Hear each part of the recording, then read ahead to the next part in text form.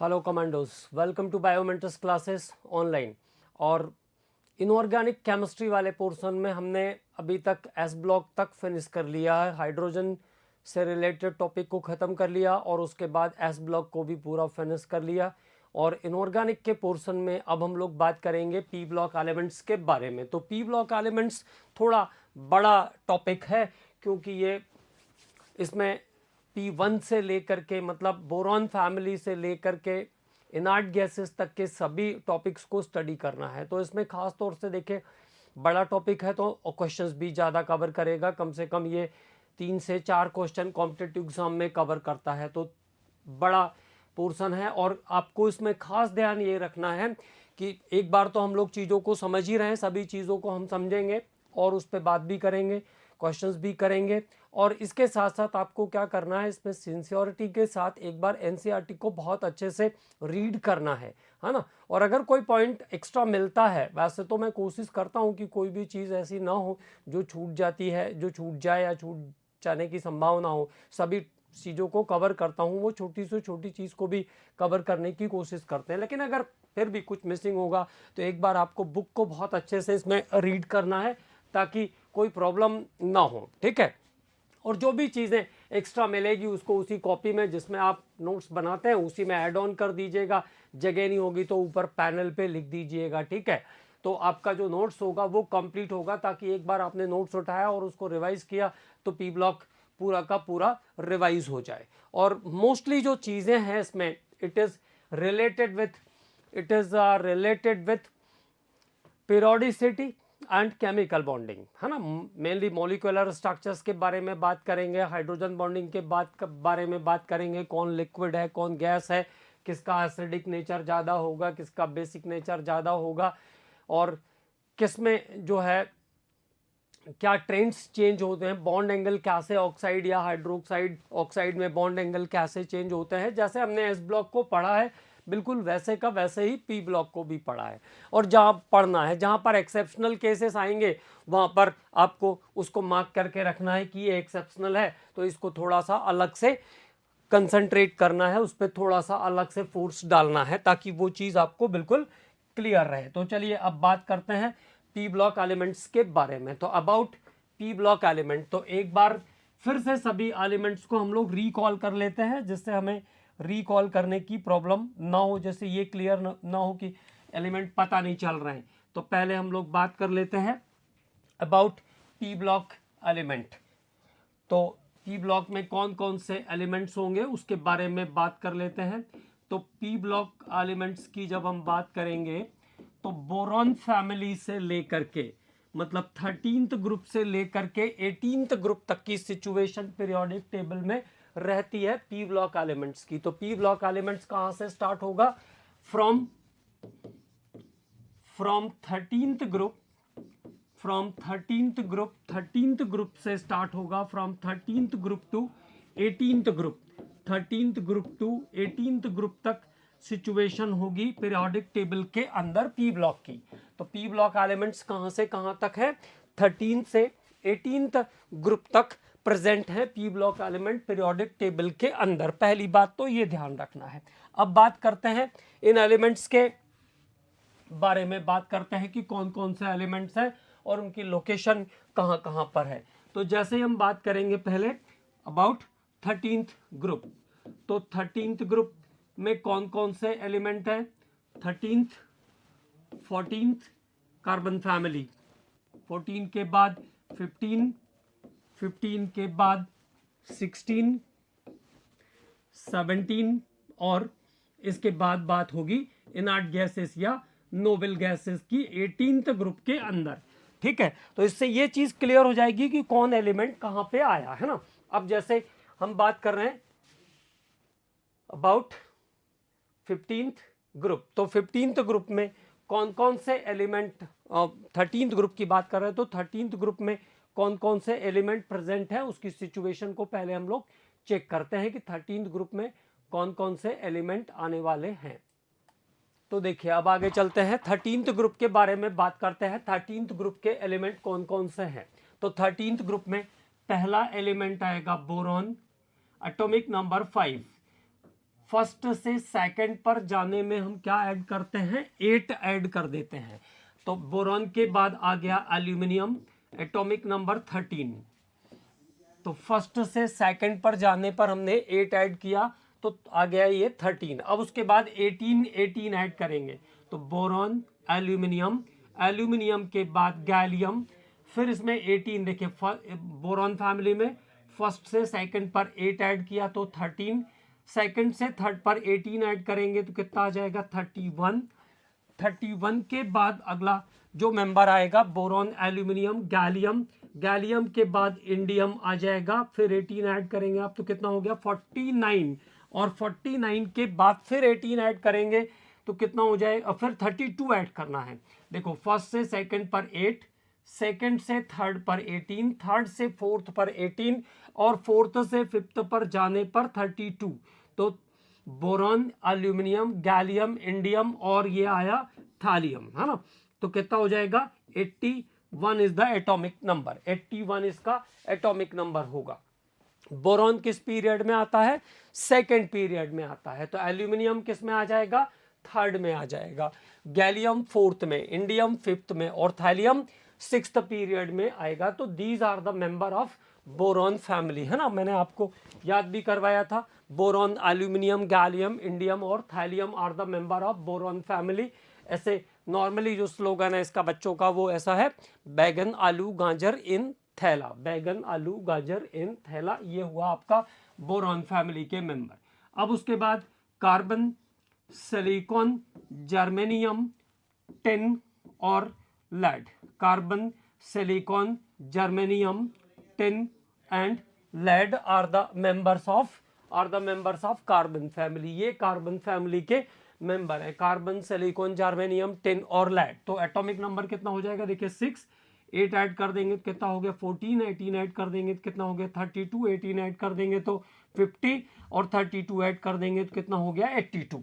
ठीक है, तो अब बात ये क्लियर हो गई कि ऐसा करके हम आगे जा सकते हैं। इसके बाद nitrogen family, nitrogen, phosphorus, arsenic, antimony और बिस्मथ, ये मेंबर्स हैं नाइट्रोजन फैमिली के। ठीक है, तो ये हो गया था हमारा स्लोगन, बैगन आलू गाजर इन थैला। ये हो गया कहे सिया जी सुनो प्रभु, और ये हो जाएगा आपका नाइट्रोजन, फास्फोरस, आर्सेनिक, एंटीमनी और बिस्मथ। तो नेपाल, पाकिस्तान, ऑस्ट्रेलिया सब बहुत ही अच्छे लोग हैं, सब भिखारी हैं ऐसा कहते हैं, लेकिन हमको इस टाइप की बात नहीं करना है, सबके बारे में ध्यान रखना है, लेकिन हमने याद करने के लिए ऐसा बनाया है ना। तो नेपाल, पाकिस्तान, ऑस्ट्रेलिया सब बेकार हैं, सब भिखारी हैं ऐसा कह सकते हैं, but it is only slogan, it is only slogan, okay, to remember the things, ऐसा कहना नहीं है ना। तो अब देखो इसके बाद ऑक्सीजन, सल्फर, सेलेनियम, टेल्यूरियम और polonium, oxygen, sulphur, selenium, tellurium और पोलोनियम, ये मेंबर हैं ऑक्सीजन फैमिली के, उससे टीपो। ठीक है, तो these are the member of oxygen family. Then halogens में आएगा फ्लोरीन, क्लोरीन, ब्रोमीन, आयोडीन और astatine. Okay, fluorine, chlorine, bromine, iodine and astatine are the member of halogens. ठीक है, ऐसा याद कर लेंगे इसको, फिर कल बाहर आएगी अंटी, है ना। अब उसके बाद जो इनर्ट गैसेस हैं उसमें हीलियम, तो यहाँ सेकंड पीरियड में है हीलियम के बाद नियॉन, आर्गन, क्रिप्टॉन, ज़ैनॉन और रेडॉन, ये है पूरे के पूरे आपके इनर्ट गैसेस।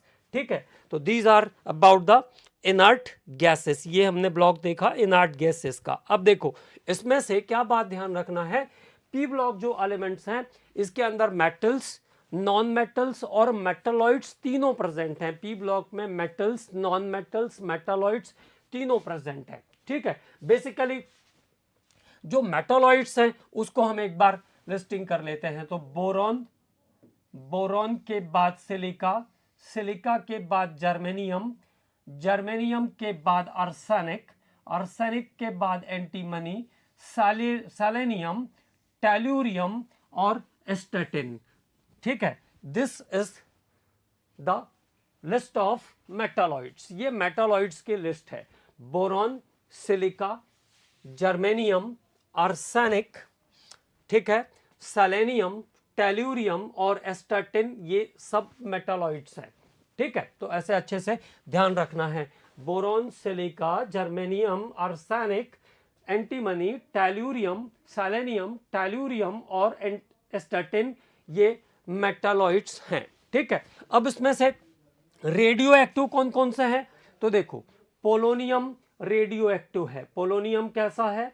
रेडियो एक्टिव है। इसके बारे में हम लोग पहले भी बात कर चुके हैं। पोलोनियम कैसा है? Radio active. दो एलिमेंट रेडियम और पोलोनियम, दो एलिमेंट रेडियम और पोलोनियम, जिसको मैडम क्यूरी ने डिस्कवर किया था। ठीक है ना, और रेडियम की डिस्कवरी के लिए मैडम क्यूरी को 1911 में नोबेल प्राइज भी मिला था। ये बात हमको ध्यान रखना है। ठीक है, और पोलोनियम के नाम पर मैडम क्यूरी की कंट्री का नाम पोलैंड रखा गया था, ये भी ध्यान रखना है। वो एलिमेंट है पोलोनियम। ठीक, अब तो रेडियम, यहाँ पे पोलोनियम रेडियो एक्टिव हो गया, और रेडॉन भी रेडियो एक्टिव होता है। रेडॉन कैसा है?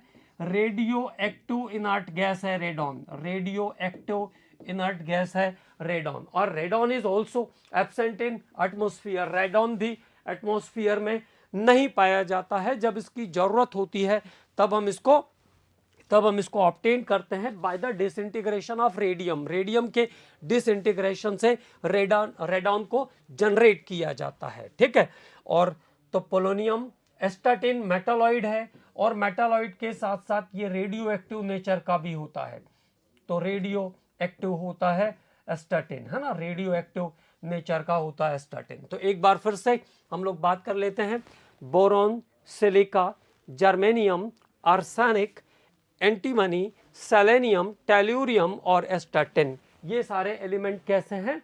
It is metalloid. अब उसमें से अगर रेडियो एक्टिव की बात करते हैं तो देखो, पोलोनियम, एस्टाटिन और रेडॉन, पोलोनियम, एस्टाटिन और रेडॉन, इसमें से तीन जो एलिमेंट है वो रेडियो एक्टिव नेचर के होते हैं। रेडियो एक्टिव का मतलब होता है जो अपने आप अपने हाफ लाइफ पर सेल्फ डिसइंटीग्रेट हो जाते हैं। अपने हाफ लाइफ के आने पर सेल्फ डिसइंटीग्रेट हो जाते हैं, उनको हम कहते हैं रेडियो एक्टिव।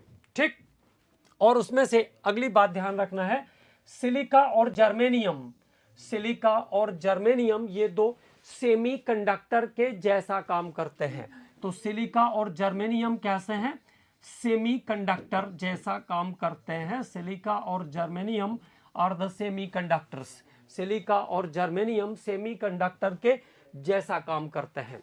कभी पूछेंगे कि सिलिका का यूज सेमीकंडक्टर के जैसा कहां पे किया जाता है, तो उसका आंसर है फोटोवोल्टिक सेल। फोटोवोल्टिक सेल में silica as a semiconductor use होता है। अगली बात क्या ध्यान रखनी है इंपॉर्टेंट बातों में? देखो, ये ध्यान आ रहा है मुझे, bromine, liquid non metal, only the single non metal which is present in liquid state, वो है bromine, liquid non metal. Bromine कैसा है?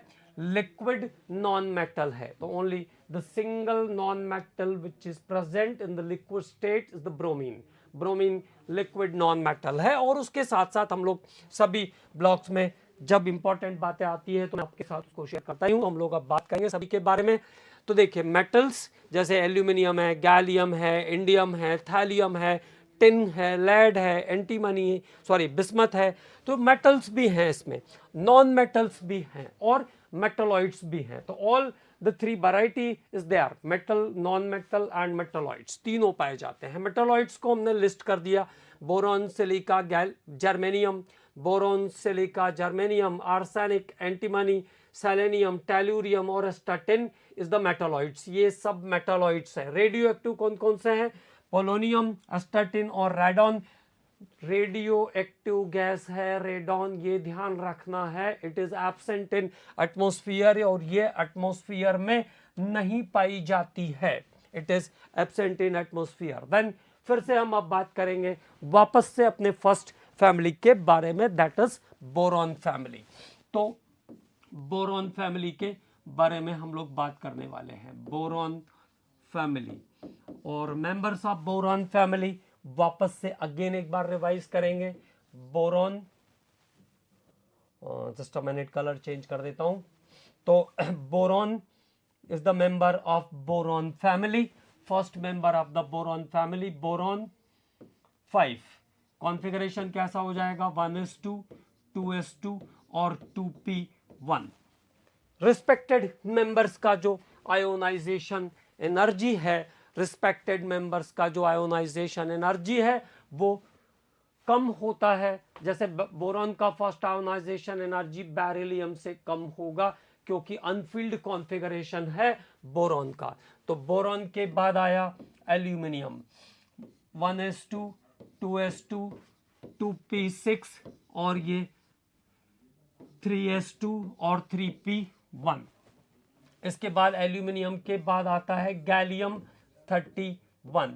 तो 1s2 2s2 2p6 3s2 3s2 4p 3s2 3p6 आएगा। उसके बाद नेचुरली 3s2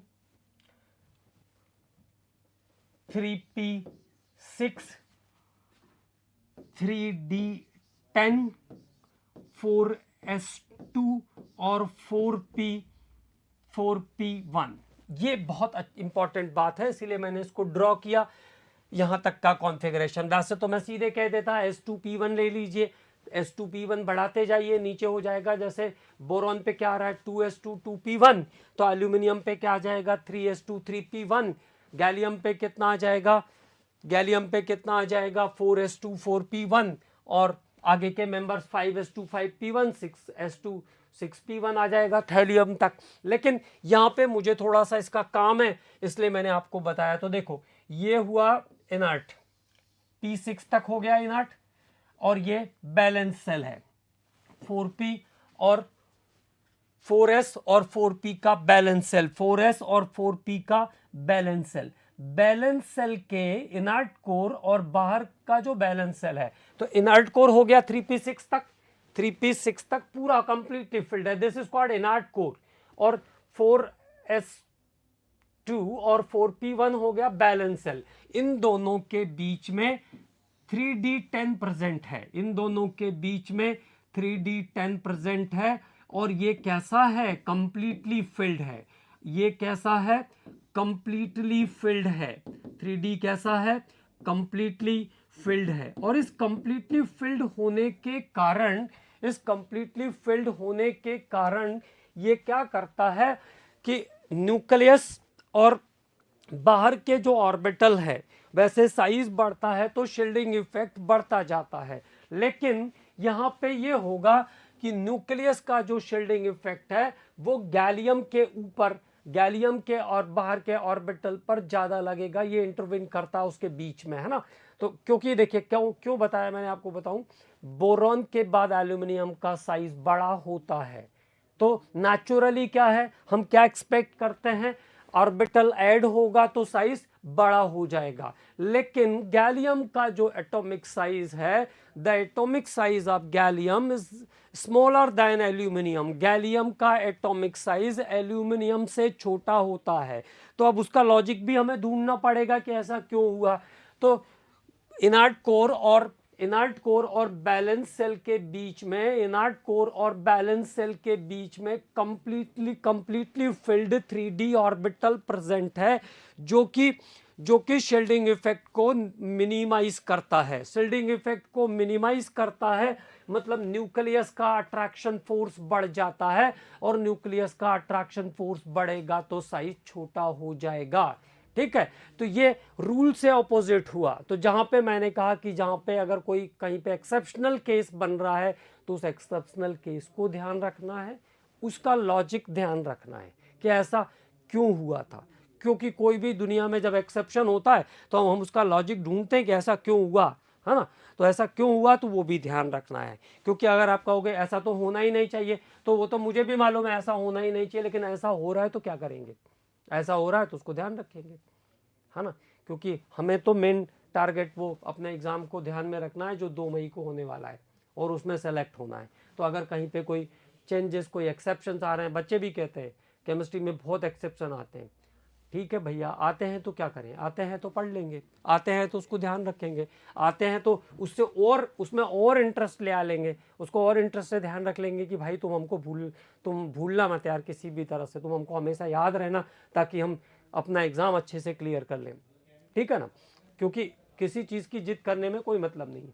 ठीक, तो क्या ध्यान रखना है, गैलियम के केस में inert core configuration, inert core और बैलेंस सेल के बीच, इनर्ट कोर और बैलेंस सेल के बीच कंप्लीटली फिल्ड डी ऑर्बिटल है, और डी ऑर्बिटल के कंप्लीटली फिल्ड होने के कारण बाहर के सेल पर जो शील्डिंग इफेक्ट है वो कम हो जाएगा, मतलब न्यूक्लियर चार्ज बढ़ जाएगा, और न्यूक्लियर चार्ज बढ़ा तो अट्रैक्शन फोर्स डोमिनेट करेगा, अट्रैक्शन फोर्स डोमिनेट करेगा तो साइज छोटा हो जाएगा। इसलिए गैलियम का एटॉमिक साइज एल्यूमिनियम से छोटा होता है, ये ध्यान रखेंगे। अब गैलियम के बाद आएगा अगला आपका इंडियम।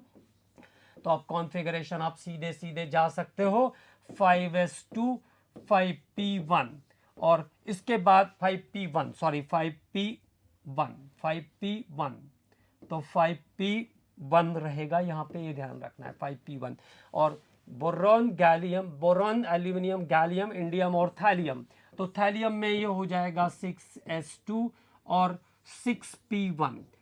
तो एक बात तो वहां से हमको ध्यान रखना है कि जब D orbital completely field D orbital inert core और बैलेंस सेल के बीच आता है तो शील्डिंग इफेक्ट कम होता है, शील्डिंग इफेक्ट कम होगा तो न्यूक्लियर चार्ज बढ़ेगा, और न्यूक्लियर चार्ज बढ़ेगा तो साइज कम हो जाएगा, जबकि रेगुलर वे में साइज क्या होना चाहिए, डाउन साइड जाने पर बढ़ना चाहिए। और गैलियम इंडियम और थैलियम का साइज ऑलमोस्ट सेम रहता है इसी कारण से। ठीक है, तो this one is the important point. एक और इंपॉर्टेंट बात आएगी तो उस पर भी हम लोग काम कर लेते हैं, उसके बाद फिर मैं आगे चलता हूं, ताकि मेरे पास लिखने का ही काम रहे। लिखने को तो मैं लिख दूंगा तो आप उसको ध्यान रखोगे, लेकिन समझना जरूरी था यहाँ पे, है ना। तो एक और बात समझ लेते हैं फिर आगे चलते हैं। तो देखो, अब जैसे हमने बात किया बोरॉन, एल्यूमिनियम, गैलियम, इंडियम और थैलियम, तो जैसे ही आप देखोगे, जैसे हमने कहा बोरॉन तो क्या हो गया 2-3, एल्यूमिनियम तो क्या हो गया 2-8-3, तो जो बैलेंस सेल में इलेक्ट्रॉन है वो कितने हैं, 3 है ना। तो जैसे एल्यूमिनियम क्या करता है, AlCl3 बनाता है, एल्यूमिनियम AlCl3, बोरोन क्या बनाएगा कॉमनली, बोरोन ट्राइफ्लोराइड। तो इनके ऑक्सीडेशन नंबर कितने दिख रहे हैं, +3 दिख रहे हैं, देयर ऑक्सीडेशन नंबर इज +3। अब जैसे जैसे नीचे जाते हैं, तो जब आप बड़े साइज के एटम पे आओगे तो थैलियम क्या करेगा, TlCl बनाएगा। अब हमको ऐसा लगना चाहिए कि थैलियम को तो और आसानी से TlCl3 बनाना चाहिए था, लेकिन थैलियम क्या कर रहा है, thallium form only TlCl, thallium chloride TlCl form कर रहा है, वो ट्राइक्लोराइड फॉर्म नहीं कर रहा है। ठीक है, अब नहीं कर रहा है तो क्यों नहीं करेगा, वो ढूंढते हैं, why it is rigid.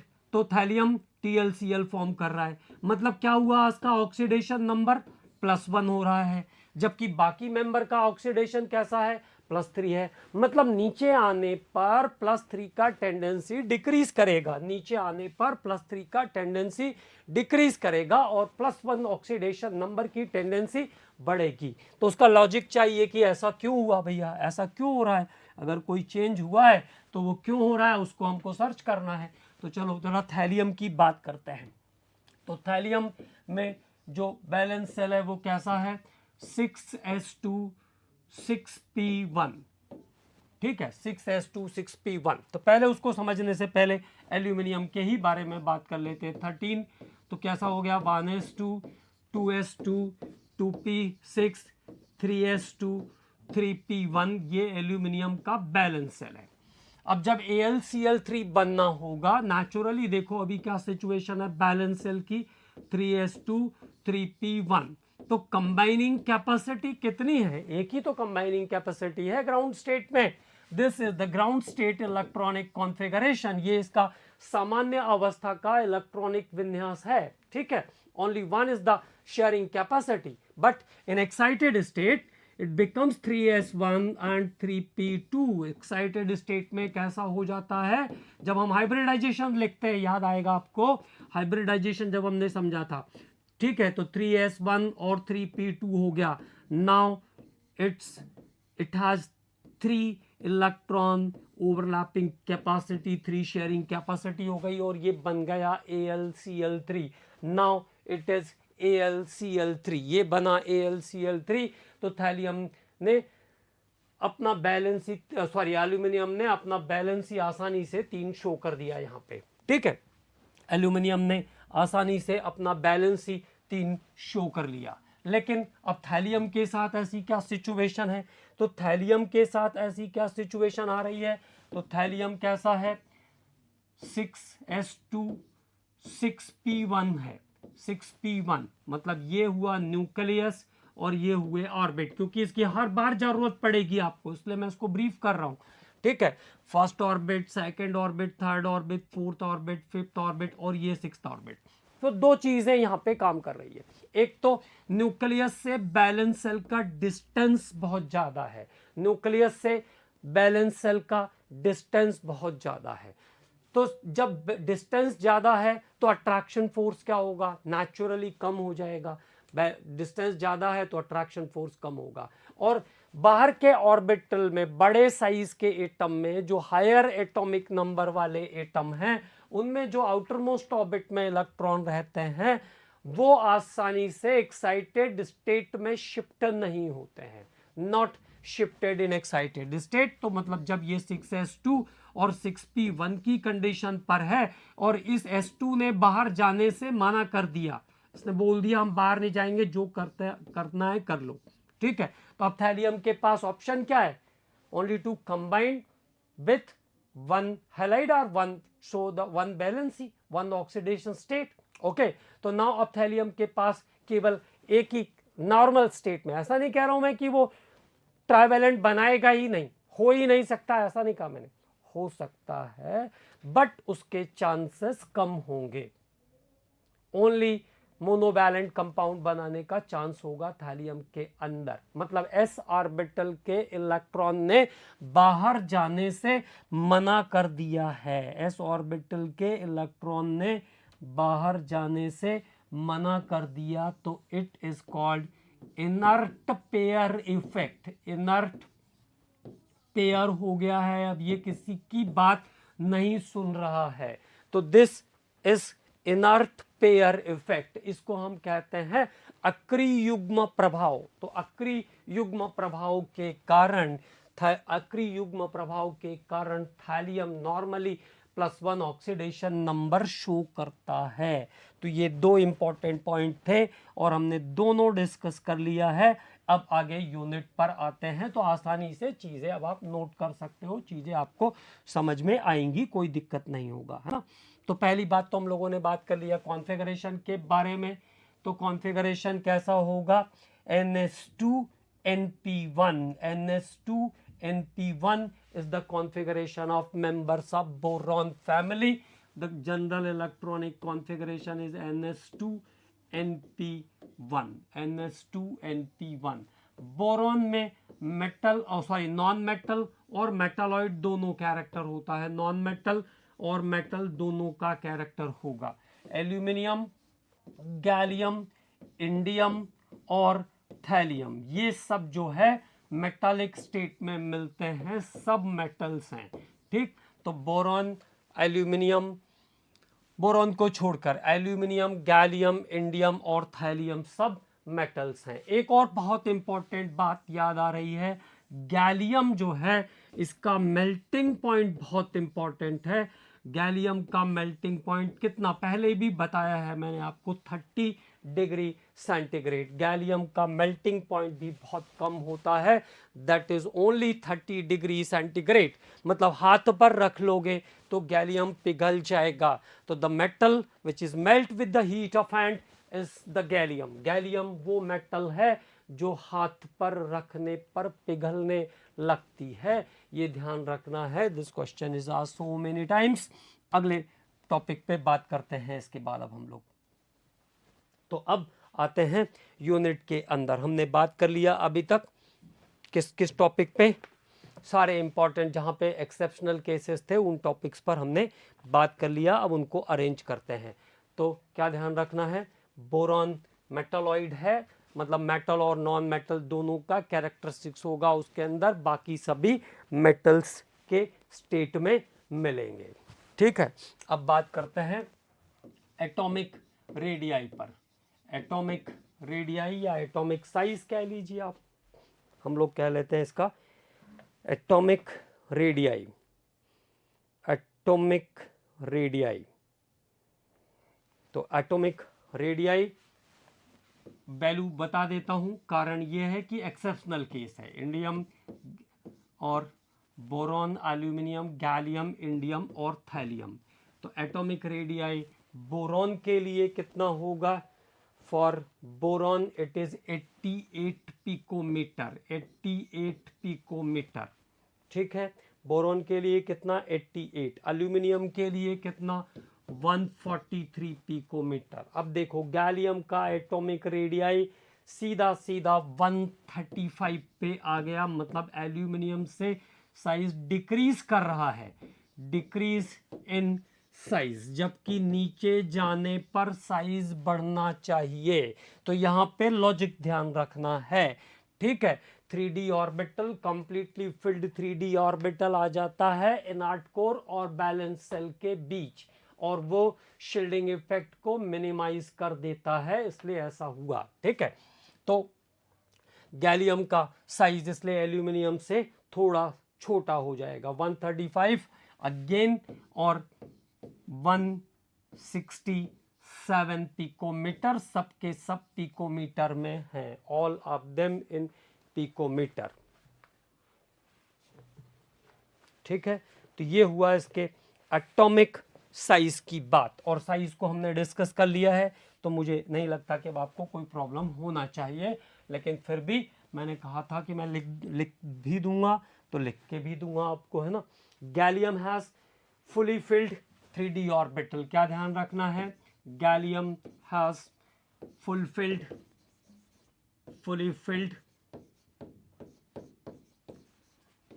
3D orbital, 3D orbital, fully filled 3D orbital between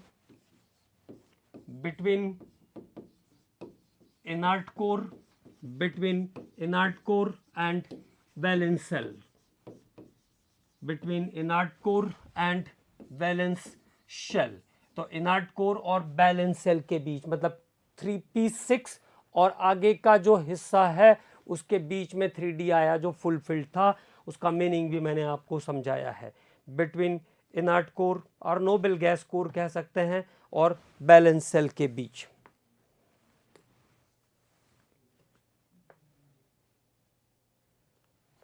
The d orbitals are large in size, large in size. The d orbitals are large in size as compared to s and p orbital, as compared to s and p orbital। d orbital जो होते हैं वो size में large होते हैं, 5 orbital हैं उसके पास, s के पास एक ही और p के पास 3 रहते हैं, तो large in size, d orbitals are large in size as compared to s and p orbital।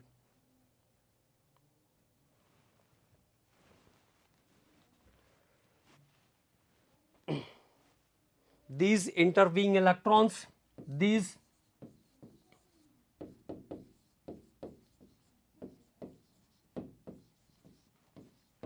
intervening electrons do not shield the nucleus, do not shield the nucleus, do not shield the nucleus effectively। Okay, तो अगर shielding effect नहीं है तो क्या हो जाएगा? मतलब इसका है कि न्यूक्लियर चार्ज बढ़ेगा और उसके कारण साइज छोटा हो जाएगा। तो ये एक इंपॉर्टेंट बात है, ये ध्यान रखना है। Gallium has fully filled 3D orbital between inert core and valence cell, Okay, the d orbitals are large in size as compared to s and p orbital. These intervening electron do not shield the nucleus effectively. और यहाँ पे जो electron है उस वो nucleus को effectively shield नहीं कर पाते हैं, इसलिए साइज छोटा हो जाता है, which decrease the size. Okay, now next अगले पॉइंट पे बात करते हैं. तो ये तो हो गया साइज की बात. साइज बहुत इंपॉर्टेंट है, ये ध्यान रखना है. इसके बाद हम लोग बात कर लेते हैं रिडक्शन पोटेंशियल की, ई नॉट वैल्यू की. तो standard reduction potential E not values, इसको भी वैल्यू से ही बात करते हैं. हालांकि ये रिएक्टिविटी नीचे जाने पर तो इंक्रीज होगी, लेकिन स्टैंडर्ड इलेक्ट्रोड पोटेंशियल पहले बढ़ता है फिर कम होता है, तो इसलिए वैल्यू से बात कर लेते हैं ताकि आपको प्रॉब्लम ना हो कोई, है ना. तो देखो, बोरॉन, एल्यूमिनियम, गैलियम, इंडियम और थैलियम इतने मेंबर्स हैं. और इसमें से ये ध्यान रखना है कि एल्यूमिनियम सबसे स्ट्रॉन्ग रिड्यूसिंग एजेंट है. तो एक तो पॉइंट ध्यान रखना है कि एल्यूमिनियम सबसे स्ट्रॉन्ग रिड्यूसिंग एजेंट है. अब आपको पता चल ही रहा है नीचे जाने पर साइज क्या हो रहा है, छोटा हो रहा है. बढ़ना चाहिए साइज कैसा हो रहा है, छोटा हो रहा है, तो रिड्यूसिंग पावर कम हो जाएगी, कम होने लगेगी, ठीक है ना. लेकिन क्योंकि एक्सेप्शनल ग्रुप है, बहुत सारे एक्सेप्शंस हैं, तो हमको केयरफुल मतलब सावधानी के लिए क्या करना चाहिए, वैल्यूज को थोड़ा सा ध्यान रख लेना चाहिए. तो बोरॉन पर ई नॉट का जो वैल्यू है वो -0.87 है ना, -0.87 वोल्ट. और एल्यूमिनियम का तो सबको याद होगा -1.66. गैलियम पे आएगा -0.50, -0.50. मतलब पहले रिड्यूसिंग पावर बढ़ी, अब रिड्यूसिंग पावर वापस से क्या हो रही है, कम हो रही है. तो एल्यूमिनियम से लेस रिड्यूसिंग एजेंट होगा गैलियम, -0.50, -0.34 घटती हुई जा रही है. और थैलियम पे आते आते ये हो गई है +1.26, मतलब स्ट्रॉन्ग ऑक्सीडाइजिंग एजेंट के जैसा काम करेगा थैलियम यहाँ पर.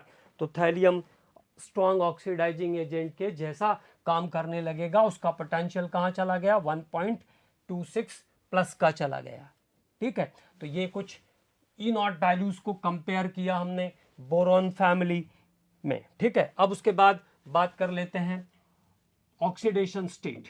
Oxidation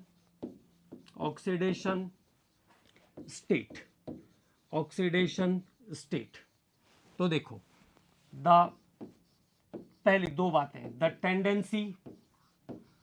tendency of +3 oxidation state, the tendency of +3 oxidation state, the tendency of +3 oxidation state, the tendency of +3 oxidation state decreases from boron to thallium. Boron से थैलियम की तरफ जाने पर +3 ऑक्सीडेशन स्टेट का टेंडेंसी कम होता जाता है. The tendency of +3 oxidation state decreases from boron to thallium. अगली बात क्या ध्यान रखना है, टेंडेंसी ऑफ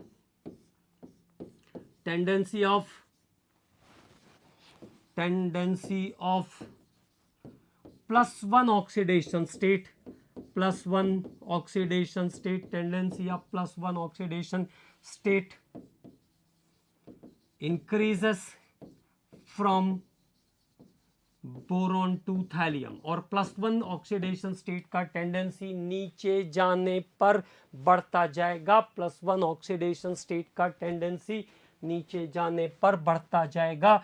तो बोरॉन से थैलियम की तरफ जाने पर +3 का टेंडेंसी कम होगा और +1 का टेंडेंसी बढ़ेगा. बोरॉन टू थैलियम जाने पर +1 का टेंडेंसी बढ़ेगा. तो ये दो इंपॉर्टेंट बातें और हो गई, ठीक है. अब उसके बाद अगले टॉपिक पर बात करते हैं. अगला टॉपिक क्या लेना है, तो ई नॉट वैल्यूज को ध्यान रखना है. एक लाइन तो पहले ही ध्यान रख लेंगे कि एल्यूमिनियम सबसे स्ट्रॉन्ग रिड्यूसिंग एजेंट है. Aluminium is the strongest reducing agent.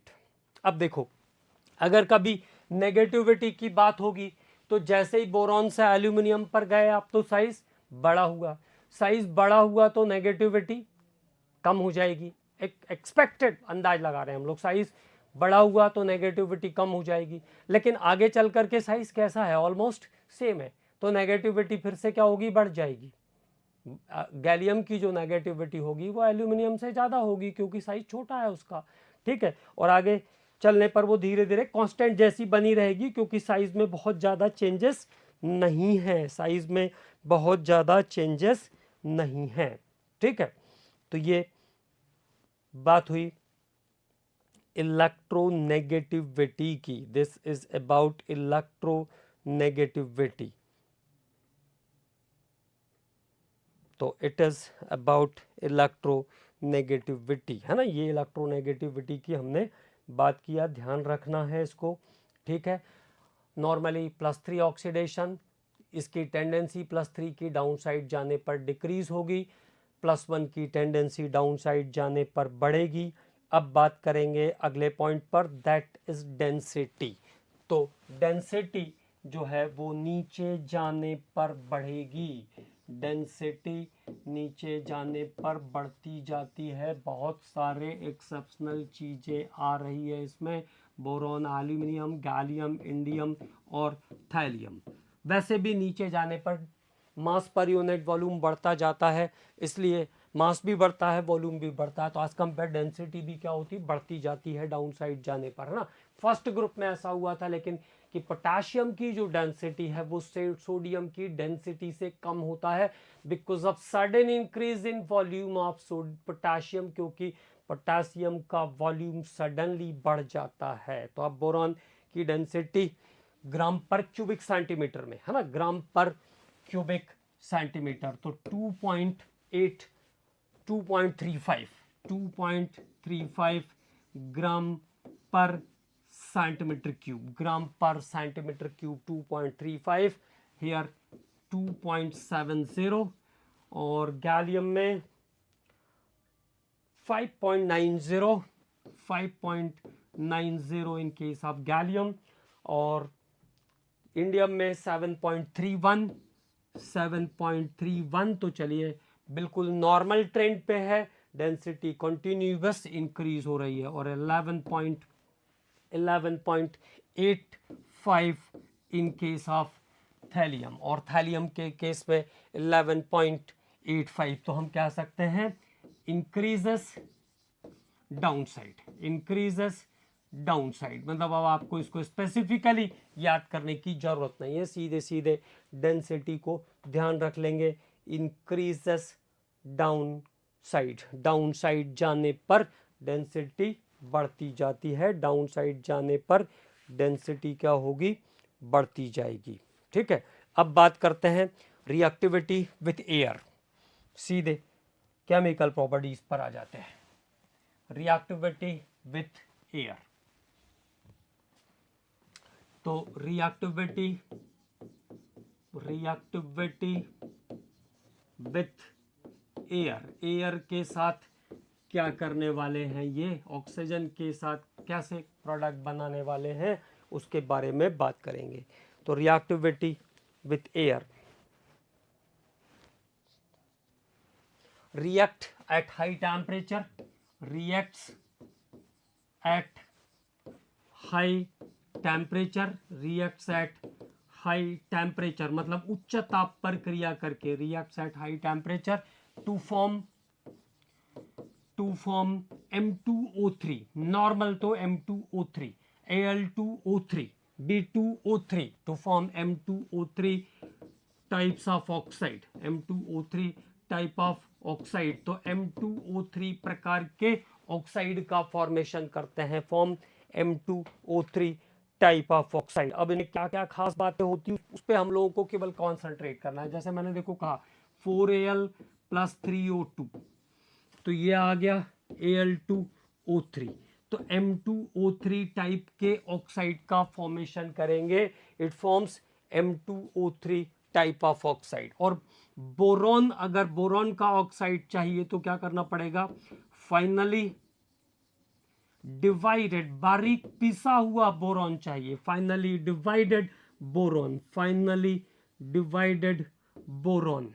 और फाइनली डिवाइडेड बोरॉन को भी हमें रेड हॉट हीट करना पड़ेगा। Finally divided boron heated strongly, heated strongly, heated strongly, finally divided boron heated strongly. तो बोरॉन को बारीक पीस लेंगे और फिर उसको एयर के साथ हीट करेंगे, तब जाके ये बनाएगा B2O3, B2O3 का फॉर्मेशन करेगा।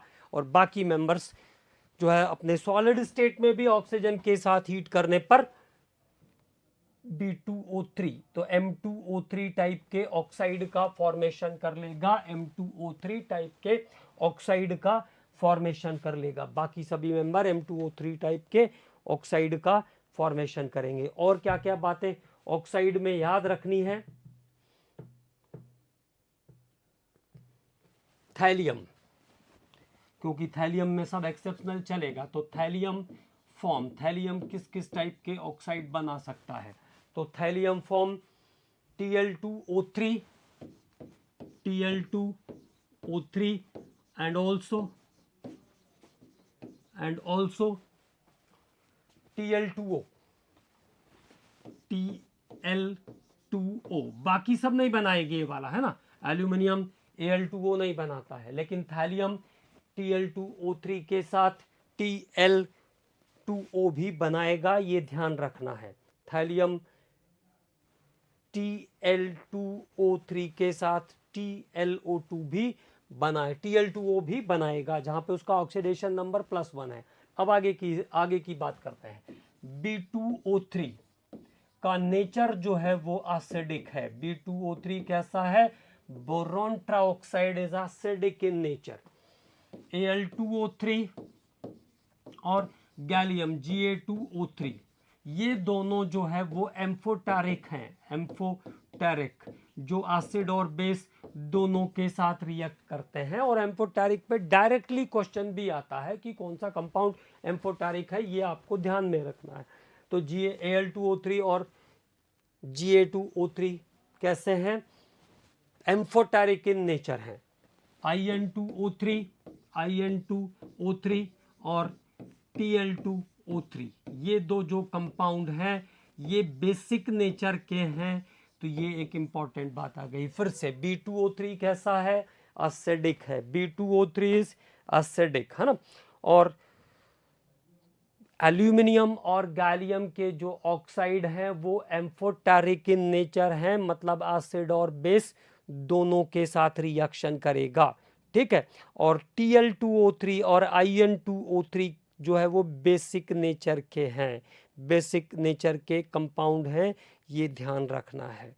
बोरॉन का हाइड्रोक्साइड मतलब BOH whole thrice, BOH whole thrice, H3BO3, H3BO3 भी कैसा है? एसिडिक नेचर का है, एसिडिक नेचर का कंपाउंड है। जबकि aluminium hydroxide AlOH whole thrice और GaOH होल थ्राइस, ये दोनों कंपाउंड फिर से एम्फोटेरिक हैं। Aluminium hydroxide is amphoteric in nature, gallium hydroxide is amphoteric in nature. और इंडियम और थैलियम, इंडियम और थैलियम के जो हाइड्रोक्साइड हैं वो कैसे हैं? बेसिक नेचर के कंपाउंड हैं। इन दोनों के हाइड्रोक्साइड जो है वो बेसिक नेचर के कंपाउंड्स हैं। तो इतनी बातें इस लेक्चर में आपको ध्यान में रखना है। अगले लेक्चर में हम यहाँ से आगे के पोर्शन को ब्रीफ करेंगे और मेटलर्जी वाला जो हिस्सा है एल्यूमिनियम का, उसको भी हम बोरॉन फैमिली के साथ ही कवर कर लेंगे ताकि मेटलर्जी थोड़ी छोटी हो जाए। Okay commandos, thank you.